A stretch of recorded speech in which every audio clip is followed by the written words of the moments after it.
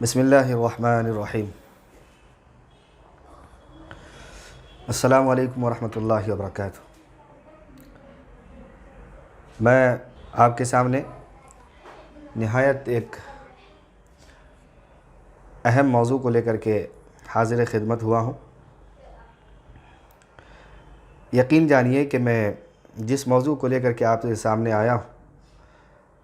یہ بات کرنے کے لیے صرف میں نہیں بلکہ ملک اور بیرون ملک کے جتنے بھی اہل علم ہیں، ہر کسی کی خواہش ہے اور دل سے اس بات کا وہ اظہار کر رہے ہیں کہ شاید یہ سعادت ہمیں نصیب ہو جائے۔ لیکن نصیب کی بات ہے، فخر کی بات ہے، بلکہ یہ ناز کی بات ہے کہ اللہ جس کو توفیق عطا فرما دے۔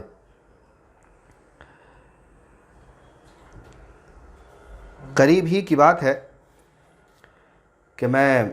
شہر پونا کے ایک جامع مسجد کے اندر امام تھا،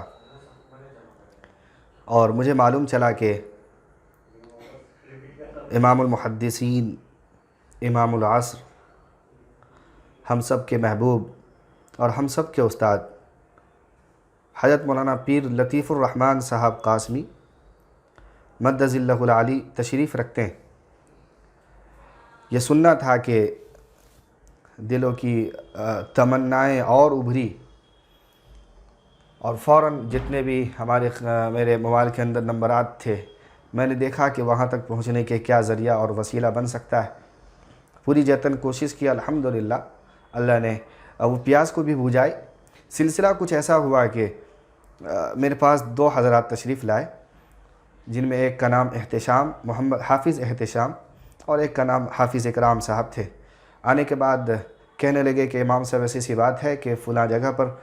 پیر لطیف الرحمن صاحب قاسمی تشریف رکھتے ہیں، لہٰذا بہت اچھا ہوتا کہ آپ وہاں تشریف لے کر کے جاتے اور چند ملاقاتیں ہو جاتی آپ کی،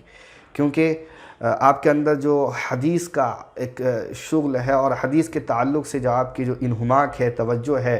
اور خاص طور پر آپ کی جو لگن اور فکر ہے حدیث کو لے کر کے، میں کیا بلکہ شہر پونا آپ کو جانتا ہے اس بات کو لے کر کے، لہٰذا ایک محدث ہے اور اس زمانے کے محدث ہیں، آپ کا ملنا ان سے ضروری ہے۔ وہ تو اپنے دل کی باتیں، تمام باتیں شیئر کر دی، اور میں نے بہت غور و فکر کے ساتھ سنتا رہا، توجہ کے ساتھ سنتا رہا، اور میں کہتا رہا کہ ایسا لگتا ہے کہ یہ میری زبان بول رہا ہے اور میرے دل کی بات بول رہا ہے، حالانکہ اس سے پہلے میں ان دو حضرات کو کبھی نہیں جانتا تھا، یہ اتفاقاً میرے پاس آئے تھے۔ لہٰذا میں نے کہا کہ ٹھیک ہے، تاریخ طے کر لیتے ہیں۔ تو تاریخ کے لیے حضرت والا سید نگر پونا کے اندر تشریف رکھتے تھے، اور اعتکاف چل رہا تھا، رمضان المبارک کا مہینہ، اور رمضان کے آخری 10 دن کے اندر عموماً ہر سال یہاں وہ تشریف لاتے ہیں اور یہیں اعتکاف ان کا ہوتا ہے۔ بہرحال حضرت کے ایک نہایت شاگرد رشید، بلکہ میں کہتا ہوں کہ ان کے اتنے قربت ہے ان سے کہ جس کا جو ہے اپنی زبان میں اظہار نہیں کیا جا سکتا، جن کا نامی اسم گرامی حافظ و مولانا مستقیم صاحب ہے نقشبندی۔ اللہ ان کے عمر دراز فرمائے اور ان کے علمی قابلیت کے اندر اور مزید پختگی عطا فرمائے، اور اسی طریقے سے ان سے اللہ رب العالمین اور مزید کام لیتا رہے۔ علماء کے بڑے قدرداں ہیں، اور یقیناً یہ بات ماننی پڑے گی کہ جو بھی جہاں بھی علماء کرام اگر شہر پونا کا رخ کرتے ہیں تو سب سے پہلے ان سے ہی رابطہ ہوتا ہے۔ لہٰذا میں نے بھی ان سے رابطہ کیا، اور رابطہ کرنے کے بعد میں نے وہ قلمی نسخہ دکھائے جو میں خود حدیث پر کام کر رہا تھا، اور میں نے بتایا کہ یہ فلاں حدیث پر میرا کام چل رہا ہے، اگر آپ حضرت سے کہیں تو شاید کہ حضرت مجھے وقت دے دیں۔ لہٰذا میں نے واٹس ایپ کے ذریعے وہ چند صفحات ان کو بھیجے تھے، اور یہ چیزیں لے کر کے مولانا مستقیم صاحب نقشبندی حضرت کے پاس تشریف لے کر کے گئے، اور پھر ان سے بات چیت ہوئی تو حضرت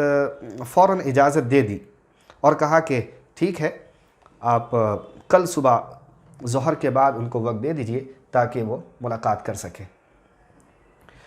لہٰذا پھر فرحت و انبساط اور خوشی کا کیا کہنا، وقت گزرتا گیا، رات گزری، صبح آئی، اور صبح کے بعد جب دوپہر کے دن چڑھے تو میں نے ساری تیاری کی، اور قلمی نسخے جو تھے ایک تھیلی کے اندر لے کر کے اپنے دو ساتھی یعنی جو آئے ہوئے تھے ان کے ساتھ روانہ ہوا۔ جانے کے بعد معلوم چلا کہ آج جو ملاقات کا دن ہے یہ حیدرآباد والوں کا، چونکہ دن متعین تھے حضرت سے ملاقات کے، تو حیدرآباد والوں کا دن تھا، لیکن اللہ کا کرم ہے کہ حضرت کی لطف و عنایت ہے کہ انہوں نے مجھے اجازت دی اور ملاقات کا شرف بخشا۔ یقین جانیں ایک محدث سے ملاقات کا شوق، ولولہ، جذبہ اور جو نورانیت ہوتی ہے وہ انسان بیان نہیں کر سکتا۔ لہٰذا میں جہاں پہنچا مسجد کے اندر، جہاں وہ جو ہے تشریف فرما تھے، تو ایک الگ ہی نور تھا، محفل پر الگ ہی سکونت تھی، ایک الگ ہی کیفیت تھی۔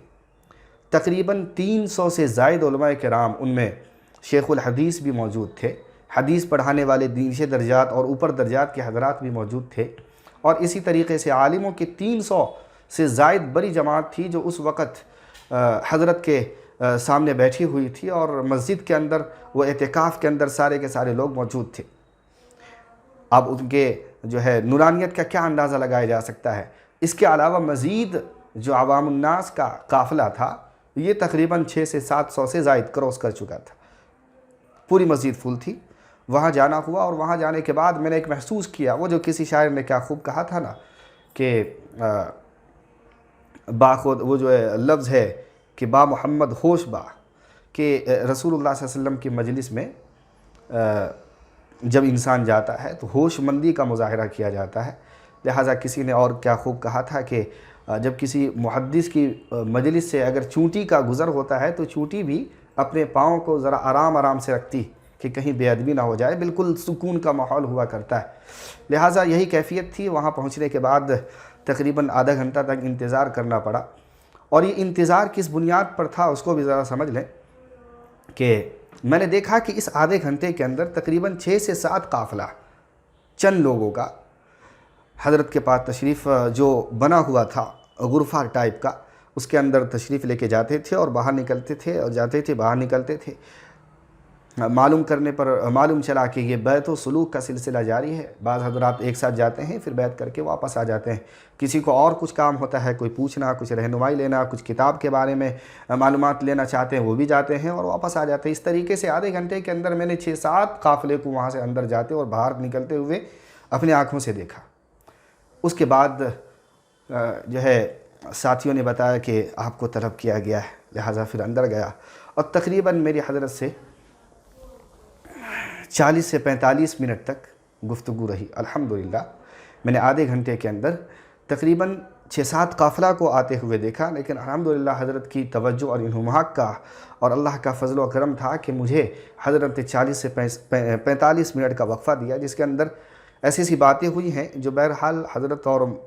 میرے لیے خاص ایک راز و نیاز بھی تھیں اور ہماری یادیں تھیں۔ اور جب ان کو معلوم چلا کہ میں اس نہج پر کام کر رہا ہوں اور فلاں جو ہے میں آگے مزید کرنے کا ارادہ رکھتا ہوں، تو پھر بہت زیادہ مجھے جو ہے قریب کرنے کی کوشش کی، اور نہ جانے کیا کیا باتیں ہوئیں۔ بہرحال اس گفتگو کے اندر جو آپ لوگوں کے لیے خاص تحفہ ہے، میں اتنی باتیں مزید اس بنیاد پر کہا تاکہ ہمارے اس سفر کو یاد رکھا جائے، اور میں خود اپنے دل سے، چونکہ یہ باتیں بار بار پیش نہیں آتی ہے ایک محدث سے ملاقات کا، لہٰذا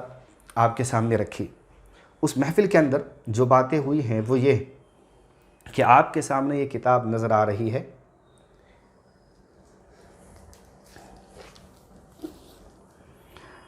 الموسوعۃ الحدیثیہ لمرویات امام ابی حنیفہ۔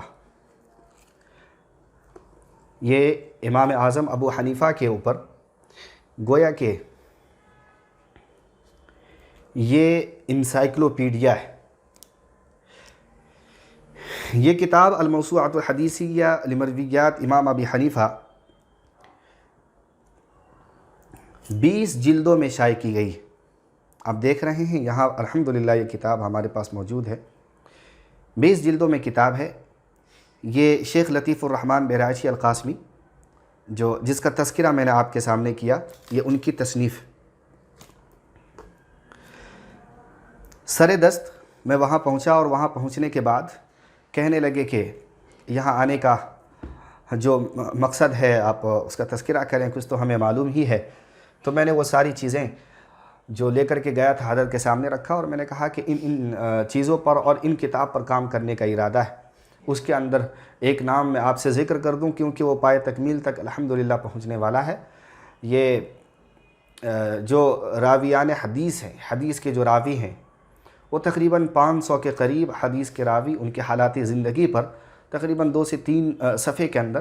ہر راوی کے حالات زندگی کو مختصر انداز میں ہم نے رکھی ہے، تاکہ اور اس کو میں نے یہ کوشش کی ہے کہ درجہ چہارم کے بچے سے لے کر کے ہفتم تک جو ان درمیان کی کلاسیں ہیں، یہ کتاب ان کے لیے گویا کہ بہت ہی امید کی کرن ہوگی حدیث پڑھنے والوں کے لیے۔ راوی کے نام ہیں، ان کے کارنامے ہیں، اور ان کی تصانیف ہے، اور ان کی علمی مشاغل، اور اسی طریقے سے فوائد وغیرہ، اور ان کے اسفار وغیرہ، ان کے شاگرد اور استادوں کا معاملہ، یہ ساری چیزیں ہم 2 سے 3 صفحے کے اندر بیان کریں گے اور کیے ہیں، جس کو جان کر کے انسان اس قابل اور اس نہج پر پہنچ جائے گا کہ حدیث پڑھنے میں اس کو مزہ ہے، جو چاشنی ہے، جو نکبت ہے، اور اسی طریقے سے جو لذت ہے وہ اپنے دل کے اندر محسوس کرے گا۔ عالمیہ آج کا یہ ہے کہ ہم حدیث پڑھتے ہیں لیکن حدیث پڑھنے میں مزہ اور چاشنی نہیں آتی، لہٰذا ہم پڑھ کر کے بند کر دیتے۔ وجہ اس کی ان میں ایک وجہ یہ ہے کہ جب ہم راوی کے نام پڑھتے ہیں تو ہمیں کسی راوی کے بارے میں کچھ بھی علم نہیں ہوتا، بس پڑھتے جا رہے ہیں، درایتاً روایتاً چل رہا ہے، اور کچھ تذکرہ ہی نہیں ہوتا۔ اگر پوچھ لیا جائے کہ مان لیتے ہیں کہ صحابی رسول حضرت ابو ہریرہ رضی اللہ تعالیٰ عنہ کا کیا مقام ہے حدیث میں، اور ان کے کارنامے کیا ہیں، تو بس 2-3 باتیں جو فیمس ہے اور چلتا آ رہا ہے کہ وہ مکثرین سے تعلق رکھتے تھے، اور اسی طریقے سے ان کی روایات فنا درجے تک ہیں، اور شاگردی رسول اللہ صلی اللہ علیہ وسلم کے اتنے قریب کی تھی۔ یہ جو چند باتیں ہیں وہی معلوم رہتی، ان کے علاوہ اور مزید باتیں سے بالکل ناواقفیت ہوتی ہے۔ لہٰذا علم کے اندر وسعت اور علم سے محبت، حدیث سے محبت، پڑھنے کے اندر جو انداز اور وہ جو چاشنی ہوا کرتی ہے وہ عموماً دیکھنے کو نہیں ملتی۔ اسی بنیاد پر میں نے چاہا ہے کہ اس کتاب کے اندر ان ساری چیزوں کو رکھا جائے تاکہ بچے اس کو سرسری نگاہ سے بھی پڑھ لیں۔ میں تو چاہوں گا کہ مدارس کے طلبہ چہارم سے لے کر کے دور حدیث سے پہلے کلاس تک اس کو مزید پختگی کے ساتھ یاد کر لے، راویوں کے نام اور اس کے کارنامے۔ لیکن اگر سرسری نگاہ سے بھی پڑھ لیتا ہے تو 500 کے بجائے 300-200 راویوں کے اگر حالات زندگی کو اپنے ذہن کے اندر محفوظ کر لیتا ہے، پھر جب دور حدیث میں بچہ جائے گا تو پڑھنے میں اور سیاستہ کو پڑھنے میں جو مزہ آئیں گے، حدیث کو، بخاری و مسلم کو پڑھنے میں جو مزہ آئے گی، اس کا اندازہ ہم اور آپ نہیں لگا سکتے۔ لہٰذا کام بھی ہوگا۔ اسی بنیاد پر میں نے ان کے سامنے بات رکھی، حضرت کے سامنے، کہ یہ مشاغل ہیں، لہٰذا حضرت نے بڑی دعا دی، اور کچھ لکھ کر کے بھی انہوں نے مرحمت فرمائی، انداز گفتگو۔ اسی میٹنگ کے اندر، ہماری ملاقات کے اندر، اس کتاب کا تذکرہ ہوا۔ اس موقع پہ یہ چھپ رہی تھی، اور اس کتاب کا تذکرہ کرتے کرتے میں نے حضرت کی آنکھوں کے اندر دیکھا کہ وہ طرف حدیث کو لے کر کے، خاص طور پر میں اب اس طرف آتا ہوں کہ ہمارا جو ایک طبقہ ہے، مسلمانوں کا ایک طبقہ ہے، بلکہ ہم مسلمان ہیں، جسے ہم اہل حدیث کہتے ہیں، غیر مقلد کہتے ہیں، یہ ذرا تشدد پسند ہوتے ہیں۔ انہیں چاہیے تھا کہ اگر آپ عمل نہیں کرتے ہیں تو کسی کی تنقید نہ کریں، اگر آپ فالو نہیں کرتے ہیں تو کسی کو جو ہے اپنے شکنجے کے اندر نہ لیں، کسی پر نقد نہ کریں، اور کسی پر تہمت اور الزام نہ لگائیں۔ لیکن اتنی بڑی ہستی جسے ہم اپنے اماموں کے ائمہ ہیں، امام اعظم ابو حنیفہ، نعمان بن ثابت رضی اللہ تعالیٰ عنہ، ان کے خلاف ان کی جو ہے زبانیں بند نہیں ہوا کرتی، اور یہ کہتے ہیں کہ یہ حدیث کے بالکل نااہل تھے اور نہیں جانتے تھے، اور نہ جانے کیا کیا جو ہے تہمتیں ان پر لگائی گئیں۔ ان چیزوں کو دیکھ کر کے خاص طور پر علماء احناف اور علماء دیوبند تقریباً 200 سال سے پریشان تھے کہ کوئی ایسا کارنامہ آئے، کوئی ایسی کتابیں آئیں کہ دنیا کو یہ بات ماننے پر مجبور کر جائے کہ واقعتاً امام اعظم ابو حنیفہ کا مقام امام بخاری سے کم نہیں تھا حدیث کے سلسلے میں، امام اعظم ابو حنیفہ کا مقام ابن حجر عسقلانی سے کم نہیں تھا، ابن حجر مکی سے کم نہیں تھا، اسی طریقے سے جو ہمارے محدثین ہیں ان سے کم نہیں تھا، بلکہ ان کے پائے کے تھے، بلکہ ان سے اعلیٰ مقام رکھتے تھے، اور ان کی صرف 3 حدیثیں نہیں یا 17 حدیثیں نہیں، بلکہ حدیثوں کی تعداد تقریباً 10,000 سے اوپر جاتی۔ یہ کام علماء دیوبند کے خاص طور پر سروں پر ایک طریقے سے لٹکا ہوا تھا جو سر انجام نہیں دے پا رہے تھے۔ یہ چلتا رہا اور خوشی کا مقام ہے الحمدللہ کہ حضرت شیخ لطیف الرحمن مکی اللہ رب العالمین نے ان سے یہ کام لیا اور یہ کام پائے تکمیل تک پہنچا۔ بڑی خوشی کا مقام ہے۔ اس کتاب کے اندر حضرت 20 جلدوں میں کتابیں لکھی ہیں اور تقریباً 10,000 سے زائد احادیث ما روایت و درایت کے اس کے اندر لکھی ہیں، جس کا تعلق نعمان بن ثابت امام اعظم ابو حنیفہ رضی اللہ تعالیٰ عنہ سے۔ تو معلوم چلا کہ ان کی مرویات جو یہاں وہاں بکھری تھی، متعدد کتب کے اندر تھی، کوئی کتابیں فلاں ملک میں، کوئی کتابیں فلاں ملک میں، حضرت والا وہاں بذات خود تشریف لے کر کے گئے اور اس کتاب کو لکھنے سے پہلے 10 کتابوں کی تصحیح کی ہے، مزید اس پر جو ہے تحقیقی مقالے لکھے ہیں، مزید اس پر کام کیا ہے، اور کام کرنے کے بعد 10 کتاب جس کے اندر میں تذکرہ کروں تو سنتے جائیں، مزید آپ کو ذرا احساس ہوگا کہ مثال کے طور پر مسند الامام الطحاوی اور المعجم للرجال الطحاوی، الدواجہ علی سنن ابن ماجہ وہ کتاب، اور اسی طریقے سے کتاب الآثار للامام ابی یوسف، اور اسی طریقے سے کتاب الآثار للامام محمد حسن الشیبانی، اور اسی طریقے سے مسند الامام ابی حنیفہ لابن مقری، اور اسی طریقے سے امام ابی حنیفہ للثعالبی، اور اسی طریقے سے مسند امام ابی حنیفہ لابی نعیم الاصفہانی، اور نہ جانے کیا کیا کتاب ہیں، جو متعدد کتابیں ہیں۔ اس پر حضرت نے کام کی ہے اور کام کرنے کے بعد اس کو ایک انوکھے انداز میں پیش کیا، اور پیش کرنے کے بعد ان تمام کتابوں کا خلاصہ ہے یہ کتاب۔ بڑی معتبر ترین کتابیں، ان ساری کتابوں کو جمع کیا، جمع کرنے کے بعد جو بھی اس کے اوپر تحقیقی مقالے لکھنے تھے، جو مضامین لکھنے تھے، جو اس پر حاشیہ اور بین قوسین چڑھانے تھے، اور جو مزید اس کے اندر کمیاں تھی، نقص تھا، ان کو پورا کیا، اور پورا کرنے کے بعد ان ساری چیزوں کو ایک کتاب کے اندر جمع کیا، اور اس کتاب کا نام رکھا الموسوعۃ الحدیث لامام ابی حنیفہ۔ اس کتاب کے اندر 10,000 سے زائد مرویات ہیں امام اعظم ابو حنیفہ کی۔ یقین جانیں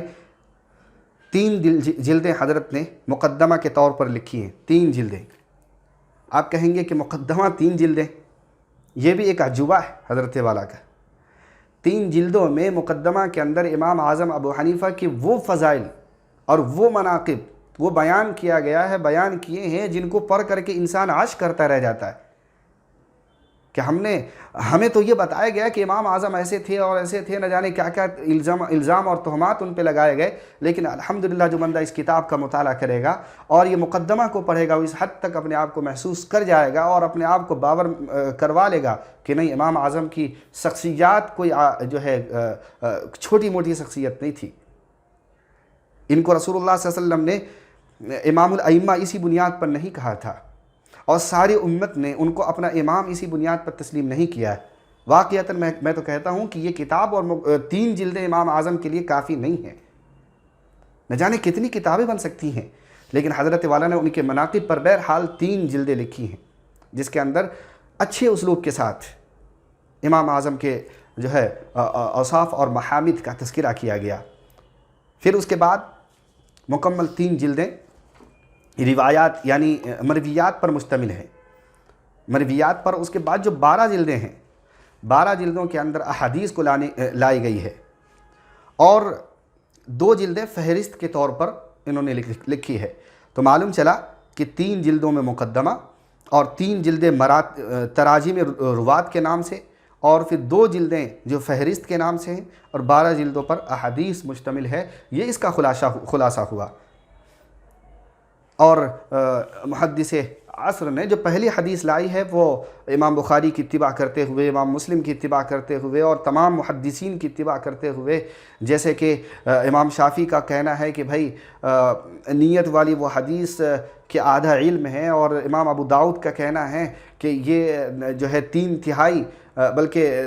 تہائی فقہ کا گویا کہ مجموعہ ہے، اور نہ جو ہے امام محمد کا کہنا ہے کہ یہ جو ہے 2/3 علم ہے اور آدھا اسلام ہے۔ ان ساری چیزوں کا خلاصہ اور تمام محدثین کے ان کے پیروی کرتے ہوئے سب سے پہلی جو حدیث لائی گئی ہے وہ حضرت عمر بن خطاب کی وہ حدیث جو انما الاعمال بالنیات یعنی تصحیح نیت کے طور پر جو حدیث آئی ہے اس کو پہلے ذکر کیا۔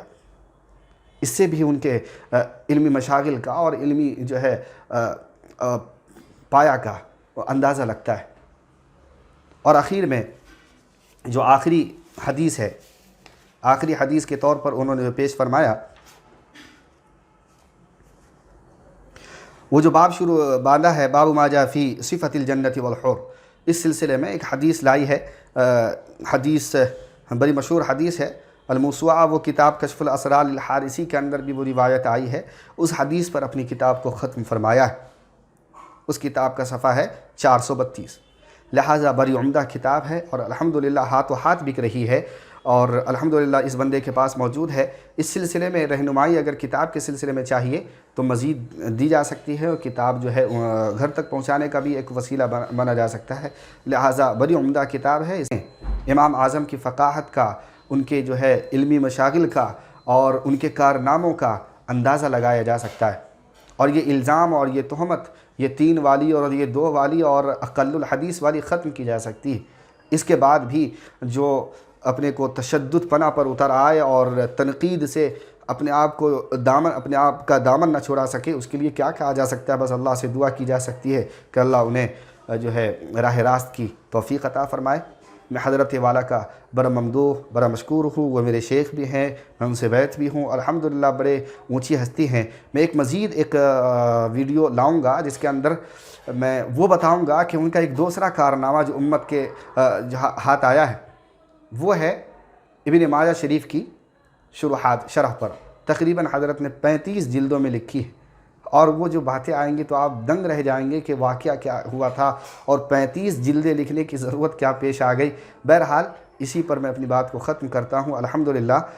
حضرت کا تعلق، میرا ان سے تعلق ہے، بڑی اونچی ہستی ہے، اللہ نے اس زمانے کے لیے ان کو محدث بنایا ہے، بڑی نفیس شخصیت کے مالک ہیں۔ اللہ رب العالمین حضرت کی عمر کے اندر برکت فرمائے، تعدیر ان کا سایہ ہم تک جو ہے قائم رکھے، اور ہم سب کو ان کے زیر سایہ تلے علمی کارناموں کو، اسی طریقے سے علمی زندگی کو اور علمی اسفار کو طے کرنے کی سعی اور توفیق عطا فرماتے رہیں۔ وآخر دعوانا الحمدللہ رب العالمین۔